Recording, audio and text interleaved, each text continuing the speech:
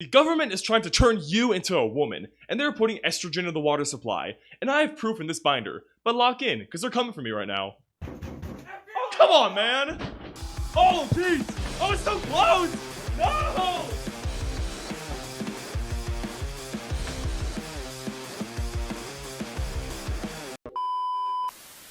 What's good, everyone? Today we're discussing the conspiracy theorists of TikTok and Instagram. Because for whatever reason, short-form content websites have some of the most insane conspiracy creators. You know, unlike my extremely highbrow YouTube content. Now before we start, I have to say that I define the term conspiracy theorist pretty widely, so there's going to be a lot of like non-traditional ones in this video. I pretty much consider a conspiracy theorist anyone who has weird beliefs and believes that a higher power like the government is trying to hide them. So I've compiled all the absolute garbage from this community for your viewing displeasure. Let's get it. So the guy who introduced me to this community is known as GG33 Gary, or Gary the Numbers Guy. And here's the first post I saw of his. Why did they choose Camilla? Camilla's a dragon. What's the vice president's name? Waltz or whatever. He's also a dragon. The chances that they chose 2 dragons in a dragon year, less than 1% chance. This is done on purpose. Now Trump is his enemy year. Trump almost got assassinated. Trump got indicted 34 times. A man in his enemy year. So they have dragons going against the dog. Don't think for a second the Democratic Party isn't using this stuff. When I first saw this, I was absolutely floored. Is he talking about actual dragons? Is this a metaphorical thing? Like, what? But after doing some digging and losing a couple IQ points along the way, I found out that his whole thing is that he tries to predict the future or influence it by looking into really weird zodiac and number patterns. So for example, he says that 8 is the number of money. So if you're born on the 8th, you're probably going to be rich. Why? Because 8, obviously. And like, I get being into this stuff to an extent. I'm not personally, but I think Gary takes it up to 11 and it's kind of ridiculous. So basically what he's saying in this post is that both Kamala and Walls were born in dragon years, and the election is also a dragon year. So he's all like, oh dude, the Democrats are using numerology to win the election. Because all the elites know about this, but we don't. But what I find so funny about this video is that Gary's arguing against a position that doesn't really exist. He's all like, oh dude, the Democrats are using numerology to win the election, and you're an idiot if you don't think so. But like, the funny thing is that nobody's arguing the Democrats aren't using numerology. They're arguing that numerology doesn't exist. So he's arguing against a position that doesn't exist. The position that numerology is real, but the Democrats aren't using it. Like, what's the point of this video? Unless, of course, maybe there are other numerologists who do hold that position and that's who the video is directed at. But like, I've never even heard of numerology until I found Gary. So who's this beef even with? Like, is there other people in this profession? But continuing with the aspects of numerology, he also puts a ton of emphasis on birthdays because he thinks that the day you're born on determines your life. Sean P. Diddy Combs, born 11/4 in 1969. He's born on the 4th. 4 is the number of law and order. You must be a fool to think you could do as much dirt as you've done in your life and get away with it. At some point, if you're born on the 4th, they're going to come for you because you cannot have a criminal lifestyle and be born on the 4th. It's not compatible. 4 is the number of law and order, so a lot of people born on the 4th, 13th, 31st. The law is going to watch them with a lot more scrutiny than anyone else. I love this video because it shows how much Gary cherry picks and misinterprets information in order to try and find things that line up and prove his point. Like, Diddy's first charge was in 1991. So if he managed to avoid the law for 33 years, I'd argue the law was not watching him more closely than anyone else. Also, I love how he's all like, oh yeah, dude, you must be a fool if you think you could do all this when you're born on the 4th. As if Diddy would have stopped doing all this if he was all like, oh crap, I'm born on the 4th, I can't be doing this. And like, is that his only objection to like a criminal lifestyle? Like, imagine asking this guy for advice. Gary, I want to be a criminal so bad. Like, it's been my dream since I was a little kid.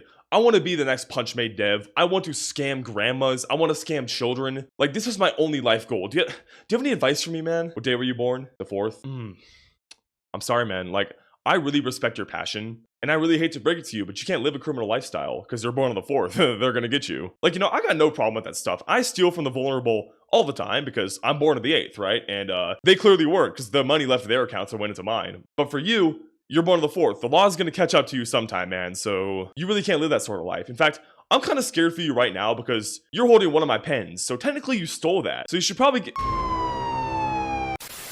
I also love how at the end of the video, he slanders the rest of the numerology community. So, you know, a lot of people, even in my profession, believe 4 is the number of wealth instead of 8. I've constantly told people it's 8, but you know, some people who don't have as much information as me make connections they don't understand. And he's all like, oh, some people think that the number of wealth is 4, But these people are stupid and they don't know anything. Now, it's not just famous people whose life he analyzes though, he actually does street interviews. And first of all, what is this fit, dude? You don't even need to be blindfolded for this. What are you doing? I just need your birthday. March 10th. March 10th, what year? 1998. So March 10th, 1988. You're a hard-working man. You've been working hard your whole life, correct? Sure, yeah. Okay, you're one of those people who's very opinionated. You're gonna state your mind, you're not gonna back down. You're gonna be the type of person who gets in people's face. You actually enjoy arguing. That's what it is with you. I would say 2022. You had a few things go your way because you're a tiger. That was a tiger year. It's making sense to you, sir. Yeah.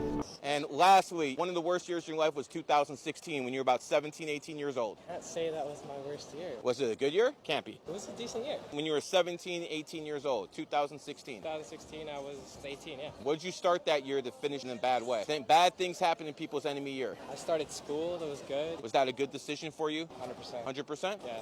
Okay, well, most people have really bad enemy years. He didn't, but all the other stuff made sense. This video kind of exposes his whole grift though. Essentially, he'll make a bunch of assumptions about you based on your birthday, and all the assumptions are so vague that they kind of just are true by default. Like, yeah, everybody's opinionated at some point. You're gonna need to be more specific to actually prove that the stuff you're saying is true. Also, I love the part at the end. Man, 2016 must have been a terrible year for you, right? Like, something tragic had to have happened that year, right? Nah, it was a pretty good year, man. I don't know what you're getting at. Are you sure nothing life-ruining happened that year? Like, please tell me something tragic happened. Nah, I can't say that it did. Damn it, man. Why are you mad that nothing bad happened? Now, in case you're wondering why he insists that 2016 had to be a bad year for this guy, that's because he believes in these things called enemy years. So, like, the opposite signs on the zodiac are considered to be enemies. So, like, if you're a dragon in a dog year, I think that's like your enemy year, and that means you're gonna have a bad year. And his source for this is that, yeah, he made it up. This is his own idea, apparently. But it does lead to some pretty hilarious conclusions. NATO was founded 1949, the year of the ox. Russia, 1991, year of the goat. They have a proxy war now going. So when you take a look at energies, you understand, yo, there's something here. Like, wow, could it be that the complex material conditions of the world has led to this war? No, obviously, NATO's an ox and Russia's a goat. The politics understander has arrived. Now, it's not just zodiac signs that can be enemies, though. Apparently, numbers can be enemies. In numerology, first time reveal, 3 and 4 are enemy numbers. 4 is the number of law and order. Does it make sense that a 3, a criminal, would have issues with a 4, which is the police and law and order? This is how numerology breaks down in everyday life. You guys just never thought how to apply it. You want to see even more? Yeah. Bro does not want to hear more, dude. So 3 and 4 are enemies because, they are, and so are 6 and 7 because 7, 8, 9. You want to hear more? What did I do to deserve this? Why is this my yeah. And as you know, it wouldn't be a Royal Young video without a mention of the Freemasons, so here's Gary's take on them. If you write black on a piece of paper, B equals 2, L equals 12, and you go all the way down, it adds up to 11. If you write white, it adds up to 11. That's why you always have that white-black checkered board with the Freemasons, because it's actually not black and white, it's 11 and 11. And again, 11 is an emotional number. Subscribe for more Freemason-related content. They told me I'd get my 33rd degree if I kept making content about them, so yeah, get on that, buddy. On a serious note though, I find this post hilarious because this only makes sense within the English alphabet. Like, black and white doesn't add up to 11 in every language, so like, all the things he says are so culturally dependent when you think about it, but I have yet to even see him address this, because that's a pretty big hole in his theory. And occasionally, he posts personal things on Maine, such as this one right here. I appreciate the casino putting a safe in here. I really do, because I travel around with valuable stuff, okay? I really do travel around with valuable stuff. Oh, for real? You travel around with valuables? Thanks for letting me know. A lot of crime jokes this video, but you know what they say, the best comedy comes from experience. Well, let me ask you something. What is going to prevent someone from just taking this out right here and taking the safe with them? I mean, what the hell, people? But seriously, why did he even post this? And I love how he gives you like a tutorial of how to steal his things. He's all like, dude, I walk around with so many valuables, and I put them in these safes right here, and nothing is stopping you from picking them up. Like, what's the point, dude? The last thing I want to point out about Gary, though, is that he is kind of a scammer. He seems to believe this stuff in earnest, but like, he shouldn't. His proof is always just coincidences and cherry-picked patterns. Which is why I find it a little gross that he sells courses on this for 98 bucks a month. I can't even really be mad at Gary though, because like if people are paying for this, that's kind of just shooting yourself in the foot. Like you should know better. But on the other hand, it's like if people are struggling with mental illness, they may not have that same judgment control. And in that case, I think that Gary is preying on them for money, like many people in the conspiracy rabbit hole do. But overall, Gary's a pretty interesting guy. I'm a little surprised that he ends up on so many podcasts because like the type of things he says are insane. Like recently, he just put a curse on Aiden Ross, which is a sentence and a half. What the hell? And all he talks about are, you know, dragons and tigers and how they're enemies and all that. Speaking of dragons though, let's talk about our next person known as Young Cavo. Young Cavo is a rapper and conspiracy theorist, and I found him on Instagram under the name Young Cavo Clips. That's right, he's running his own clipping account. Is that like a thing people do? Am I the weird one for finding that weird? I don't know. Like, should I be running my own? But Young Cavo's whole thing is that he believes that aliens exist and every human is descended from them, and that the government is trying to hide our origin story of coming from other dimensions. The Lyras arrived a long time ago to help us fight all these different races. Real they was helping us fight for Egypt and all that. Then the Draco reptilians, everybody know about them. You feel me? They the ones that helped take over the planet, living in the underground bases, all that. Everybody know about the Greys too. And he believes pretty much every goofy conspiracy you can even imagine. Like, what I find so funny about conspiracy theorists is that, like, it's never just one thing they believe. Like, you're never gonna meet someone who just believes in chemtrails. They're also gonna believe in UFOs, aliens, the Freemasons, and the wave, which is how everything works, by the way. Oh, wrong video. But here's an example of one of his posts. But as the planet goes through the ascension process, you gonna start to see certain creatures come back out. You gonna start seeing the dragons too. We gonna start seeing the dragons too, fam. We gonna start seeing the dragons in the skies and everything. What I want to know is, though, is what is your source for this, bro? Like, where do conspiracy theorists get their sources from? Is this just like coming to him in a dream? Did some grifter write a book about this and he decided to make content about it? Like, where does this come from? So, Young Cavo posts a lot about dragons, but he also posts a lot of things about pyramids, which is something that conspiracy theorists also love. I don't know why there's so much like commonality between all them. We used to operate those pyramids and we traveled to different dimensions using those pyramids. And now we disconnected from our own shit, but our shit knows that the planet got invaded. It didn't just forget that. The pyramid knows what the fuck going on. It's not stupid.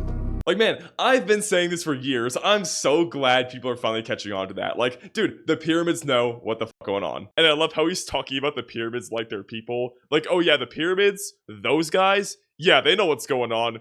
Did you think they were stupid or something? But you probably noticed by now that everything he says is incredibly vague, so he doesn't have to actually explain anything. What the hell does energy mean? How did we control the pyramids? How do the pyramids know what the fuck going on? It's all weird word salad that can't be explained past the surface level. And I'm kind of surprised people even fall for this stuff when it's rarely ever articulated fully. New Age spiritual gurus always use words like frequency and vibration and energy, but these terms are all so vague and useless because they're not actually like defined. What does it mean to have high energy or high vibration? They never explain. It's just a vibes thing so that they can sound like they know what they're talking about. And it's kind of just meant to explain things just enough so that people can justify their own belief and convince other people searching for meaning that they actually know what they're talking about. Speaking of word salad though. So they gonna come in torching shit, and they know that.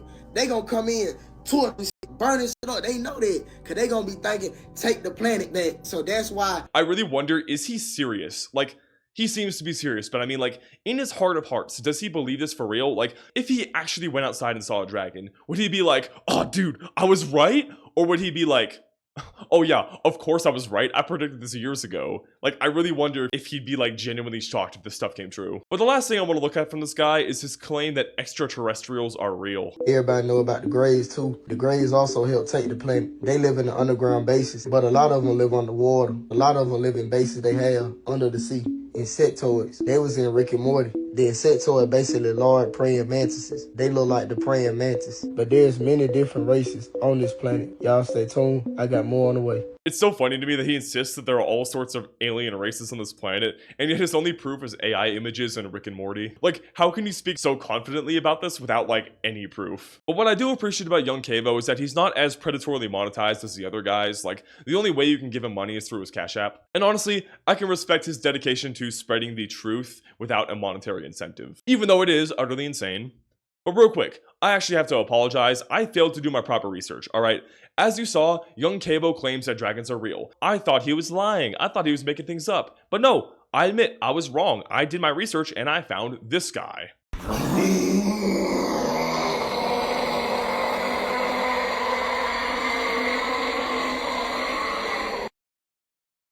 So his name is Akunorogia, Big Chief Thunderbird Black Dragon, Akunorogia, the Almighty Dragon King, the Great Dragon Guardian of the Cosmos. So yeah, this guy believes he's a dragon, and it's the funniest thing I've ever seen in my life.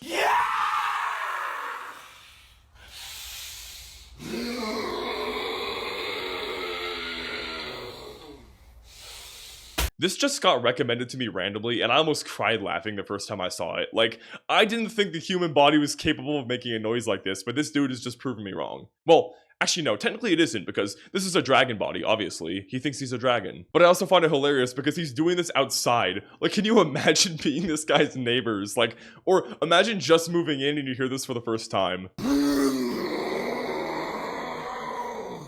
And you're probably wondering why I consider this guy a conspiracy theorist, and that's because he believes that there are actually many dragons out there who don't know they're dragons because the government is trying to hide it from them. And if you are one of these dragons, do not fret, because Akunorogia offers one-on-one dragon consultation, which offers things like this. Man, dragon consultation is one of the funniest phrases I've ever heard, man. Well, first of all, you have to sign a non-disclosure agreement. What does he know, dude? Who are his enemies? So what it involves, a safe space for you to be your true draconic self, while diving into the deeper truths and aspects of dragon, mastering and honing different aspects of your dragon magic, and dragon energetical work. I just realized he misspelled "and" twice. Accurate knowledge and information on dragons and different types of dragons.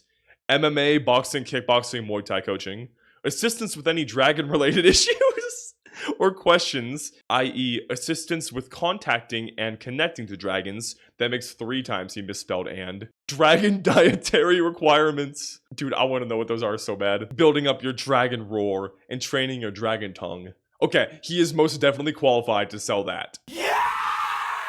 You know, I kind of want to take one of these, but I'm gonna be real, it probably costs money, and I don't got money like that. I'm sorry, Dragon King Akunorogia. Now, is he serious? I don't really know. Like, he seems to be, especially when he's trying to sell a course on it. But like, if he isn't serious, I think it's kind of gross to be trying to sell courses on it. But even if he is, it's like, come on, bro, you should know better. Like, why are we doing this? The bills are never that high. But to be fair, if anybody on Earth is qualified to do dragon consultation, it is him. Yeah! Now, unlike these past few accounts, most conspiracy accounts in the conspiracy rabbit hole aren't really as focused. Typically, the average conspiracy post is done by accounts that post a bunch of different ones from different sources, which probably explains why you never find a conspiracy theorist who's just into one thing. So we're gonna go over a few of my favorite posts from here. So right here, this person is trying to prove that the ancient biblical stories actually took place in North America. And look, I'm sorry, I'm pretty inclined to believe that Egypt is in Egypt. And no, Babylon is not Detroit. And what absolutely killed me though is that there was one reply to this comment and it was just Baby Tron. I died laughing when I first saw this. I don't even really know how to explain why it's so funny to me. But like, not only are we discussing this stupid conspiracy, the idea that Babylon is in Detroit, but this absolute Einstein in the comments is just like, oh, Babylon, I don't know what that is, but it sounds like Baby Tron. Let me just reply with that. The IQ points contained within this interaction alone is astronomical. This dude is basically a pattern recognition robot who's only been trained to recognize goats. But back to more pressing matters, apparently this is actually a common theory. Like, I looked up Old Testament map of ancient America, and hundreds of posts about this showed up. Like, who believes this? Why is this so common? What are we doing? And I love this one because this dude's proof was that there's a bunch of mountains near LA that look like pyramids. And I just love the fact that 2 people could look at the same mountain range. One of them is just like, oh yeah, those are mountains, all right. And the other one is just like, oh dude, those kind of look like pyramids. Therefore, Egypt is in California because, a big triangle. But back to the original account that posted that, they also posted this absolute banger. What does this even mean? What does this imply? Mona Putin? Like, okay, they look similar, that's great. I mean, it's kind of funny, but they don't explain the implications, so everybody in the comments has to like make up their own implications. This person says, CERN detected that too. Detected what? Like, so you're saying a particle accelerator detected that Mona Lisa and Putin look alike. And Stephanie's just like, everything in our lives has to be a lie. But like, I feel like a broken record, but how does this prove anything? Everybody's coming to their own conclusions in the comments. It's so funny. I love it. Now, any video about TikTok wouldn't be complete without mentioning the absolute brain rot that plagues this platform. Do you guys remember that one Skibbity Toilet podcast?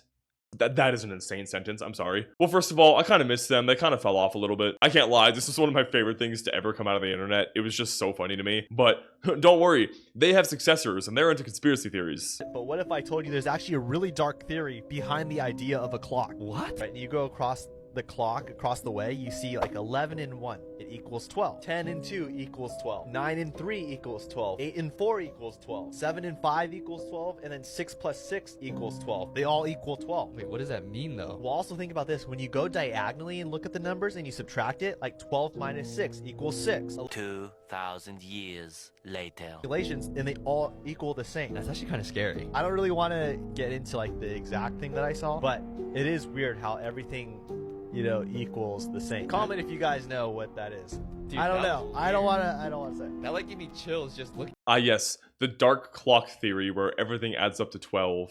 That's so dark and mysterious, dude. I am quaking in my boots right now. My flabbers are gasted. I am terrified. I love how at the end he's acting like he has like too much information and that big clock is gonna come for him if he reveals too much. And like, I just love the way they word things. They truly are the successors of that one fake Skibbity Toilet podcast. Like, I can't even imagine the level of embarrassment that making this sort of content would bring. Not to mention, like, even suggesting it. Like, how do you walk up to your friend, you're like, dude, we should really start a podcast where we talk like AI chatbots about conspiracy theories. I think this would be very fun and fulfilling.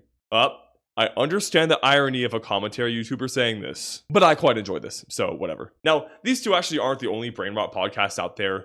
There is another. Yo, check this out. So, a YouTuber just found the devil in Alaska. What? The footage at the end is the scariest thing I've ever seen, fam. crazy. It's crazy. Luke Nichols, a popular YouTuber from the United States, has just encountered Satan himself in the mountains of Alaska. This is the reason nobody wants to visit Alaska, bro. Now, you probably noticed something interesting about this clip, and that the start is their voices, but then it quickly switches to an AI voice. The scariest thing I've ever seen, fam. And that's because this is an AI edit of the original clip, which is bizarre enough on its own. Like, can you imagine making a podcast and then you see people making AI clips of your own podcast? That is so bizarre. And not only that, but it's about a YouTuber finding the devil in Alaska. Like, why is that said so matter-of-factly? Like, he just constantly gets spotted around the world and it's just not even a big deal anymore. Like, oh yeah, he's in Alaska now. Cool. And funnily enough though, if you search up Luke Nichols Devil in Alaska, there's a bunch of other clone AI videos of different people talking about this phenomenon. This can't possibly pay this much, right? Like, it can't possibly be worth the time to make this AI garbage. That's basically a conspiracy on its own. Like, who is doing this? Like, I really genuinely want to know more about the type of people who make clone AI TikTok content. It's so bizarre to me. I can't possibly imagine that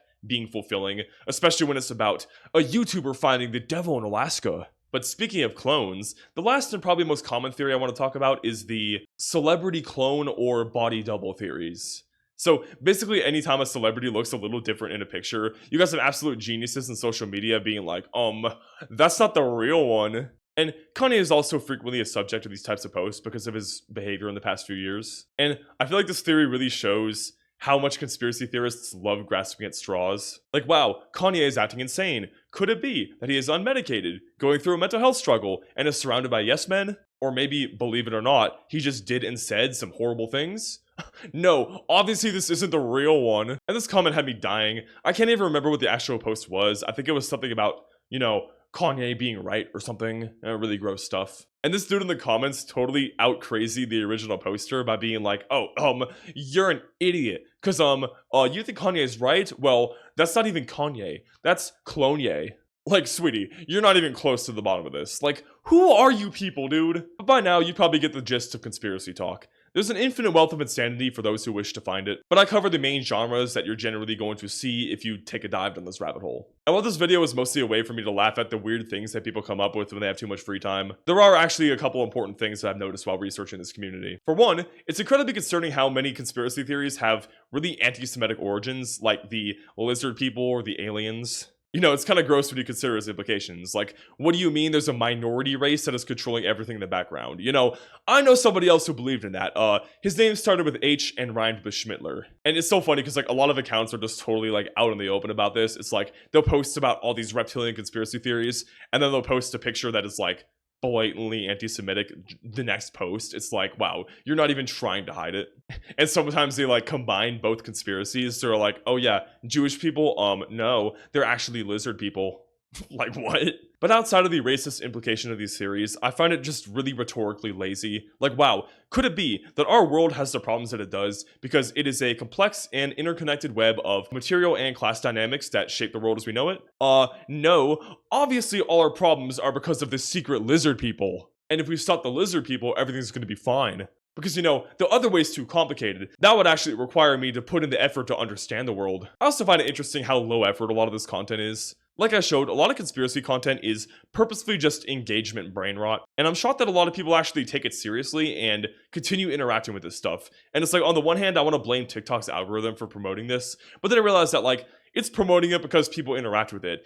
And so that just leads me to think, why in the world are posts like this actually getting popular? Like, how does this speak to you? You know what I mean? Like, is the bar that low? And the third thing I find interesting about ConspiracyTok is that it's so heavily monetized. Like, I didn't really show it, but half the accounts here are selling books, plugging products, and trying to get like donations or Patreon links, and it's just so weird to me. It's like, is this really the best you could do for money? Like, this can't pay that well, right? Like, is it really worth it? And I find it particularly gross that people promote these ideas in the first place, because for one, you should know better, and for two, a lot of these conspiracy theories, if you take their logic to their conclusions, can lead to some really horrible stuff. And thirdly, I think it's really gross that people are trying to profit off this especially. It's like, not only are you promoting harmful conspiracy theories to people who might be mentally ill and might not be able to like see through that, but you're making money off of it. Like, are you serious? This stuff is disgusting, honestly. And I know that most of this video has been like rather lighthearted, but I really do find this stuff concerning. And I just really find it funny how many people try to sell absolute BS online. Like, if you're a regular on my channel, you'll notice that half the people I cover are typically selling something, even if it's just something stupid like airbending courses. And it's like, are the bills really that high? I just find it so fascinating, but ultimately unsurprising. I hope you enjoyed this video, y'all. Subscribe, and later.